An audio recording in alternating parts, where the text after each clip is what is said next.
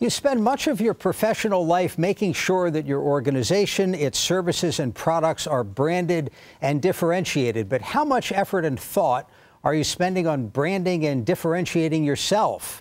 Joining us for this week's Smith Business Close-Up is Ken White, Executive Director of Marketing Communications at the University of Maryland's Robert H. Smith School of Business. Ken, thank you for being with us. Thank you, Jeff. My pleasure. First, what is meant by a personal brand? I'm just a guy who goes to work. You know, do I have one of those?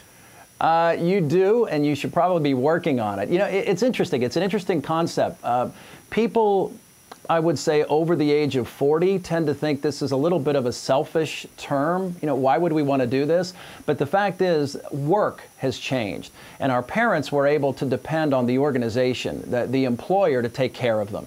That just doesn't happen anymore because of our economy. So if we would walk into work tomorrow and work is gone or our job is gone, we have to have a personal brand so that we can go out and find other work. And what that means is it's just how we're defined. What do we do for a living? How is it better than our competition does it? And what do my services mean to you? You know, why should you hire me? That's a personal brand. You wrote a piece on this subject recently for the Washington Post, and people can just search for your name on the Washington Post website, and we'll link to it as well. But one of the things you talked about was building out your LinkedIn page. Some people, you see, have a really bare bones, no picture, just the basics. Others, it looks like the longest resume I've ever seen. It does. First of all, you have to have a LinkedIn account. I'm surprised by the number of executives and students I meet at the Smith School who come through and I say, you're on LinkedIn, right? And many of them are not. And they're not quite sure what it is. They think it might be Facebook-like. It's very important. When I talk to headhunters and search firms, one of the first things they say is when they get a name, they go right to LinkedIn.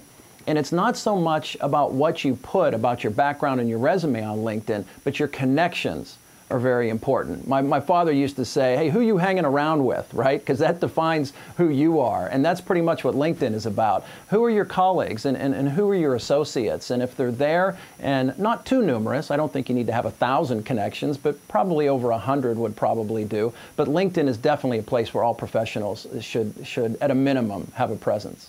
So, well, I don't want to focus too much on LinkedIn, but one of the things that's related to this that I've noticed there is that some people, their top line, even if they're vice president of, say, communications at XYZ Industries, the top line is going to say seasoned communications professional, as opposed to saying vice president of XYZ, and then you have the multiple pages of tweets and recommendations and skill sets and so forth.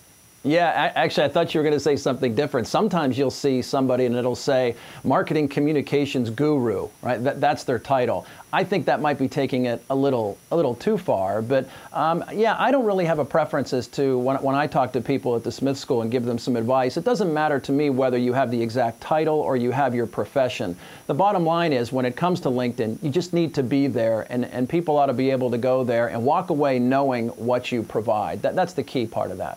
And it's a tricky thing, and not just with the new media, but in your personal life. How much branding is too much branding? If you Google personal branding, it's amazing what you'll find. You'll find a lot of people who do this for a living 24/7, and they give some great advice. And then as you dig down a little bit and see how different people approach personal branding, you'll start seeing people who do cross the line. And you get to the point where you say, do you work for a living or are you just out there promoting yourself? So there's obviously a very important mix between substance and style. So you want to make sure that the substance is there with a little bit of style. So you don't want to be on every social media outlet on earth, because chances are people are going to start to wonder what you really do with your time. You'll be the last person left on, now I'm drawing a blank on the predecessor to MySpace. Yeah, exactly. Yeah, exactly.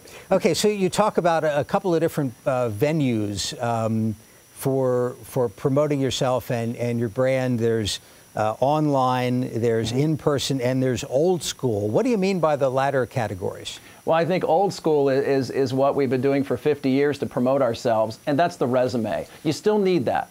I don't think it's smart to be going to work every day with your resume not updated. You need to take time every once in a while to take a look at that and make sure that it is up to date. That's what I refer to as old school. But then that next step is going online, making sure you're on LinkedIn. And once you're there, is blogging something you want to do? Or maybe if you like video and you have a camera and you have a presence on a camera, what about YouTube? Maybe going there. Twitter might be right for you. And what I tell executives here at the Smith School is pick one or two, and the ones that best help promote you and tell your audience all about you, and just go with those, because we only have so much time. And if you pick one or two, I think it's manageable for most executives. All right, so the takeaway from this for somebody watching us in business who hasn't done any of this yet is it's time. It's past time. Do this. Start on LinkedIn first and choose your second outlet, and you will be absolutely amazed at what happens once you're out there. Very good. Ken White joining us from the Smith School of Business. Thank you for your time. My pleasure. Thank you, Jeff.